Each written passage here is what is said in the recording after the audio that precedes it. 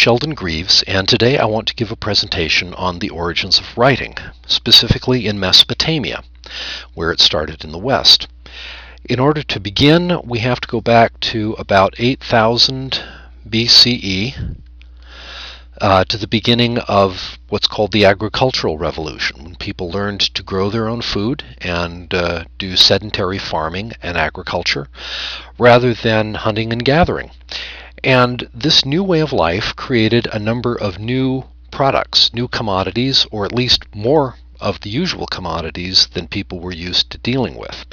So what happened was they decided to come up with a new way of basically keeping track of things. And they did this using things that we today call tokens. These were at first mysterious little clay objects. They could be balls, they could be discs, they could be cones. Sometimes they were odd abstract shapes, flat. Sometimes they were punched. They had a hole punched through them. Sometimes they had lines drawn on them. They could be any number of shapes. And sometimes they even looked like recognizable objects. Like in one case, they might look like a jar for holding oil, or a pitcher, like that. And it wasn't clear what these things were. Archaeologists were kind of mystified by them until finally somebody figured out that they were basically counters. They were used to keep track of transactions. So if someone had 5 sheep and wanted to trade them for a jar of oil, you'd have 5 sheep tokens, and you'd have and you'd give them to one person, and the other person would give you an oil token, whatever that was. Now, these weren't money. They weren't used as money in the way that we usually think of it. They were just a way of keeping track of things. And gradually, someone realized that it would be much easier if you could keep track of individual transactions without getting the tokens mixed up, and keep people honest so they couldn't remove or add tokens to whatever your transaction was. And they came up with this.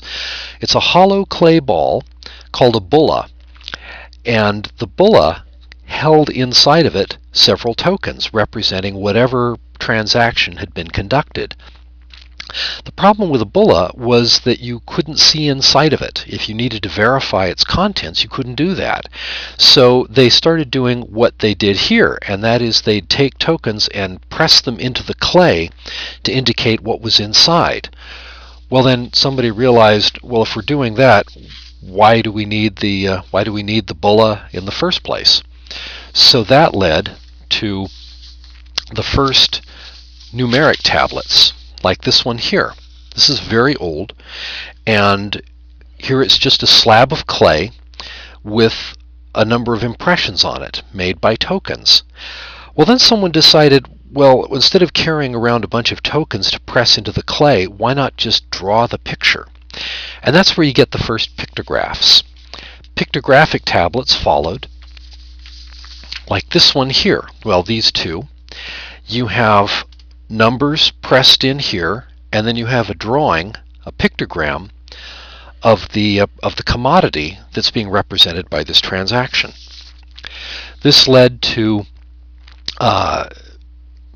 more simplified versions. So for instance, this shape here, this token, represented cattle, and the pictogram got rotated, started to look like that, and that gave us eventually the cuneiform sign like this, which means cattle.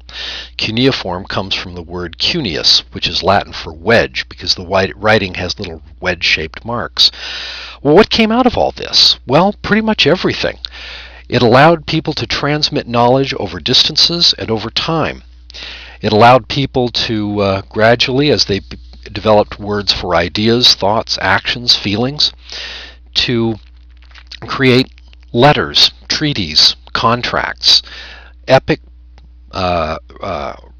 annals, chronicles, poetry, and all by pressing it into a simple piece of clay.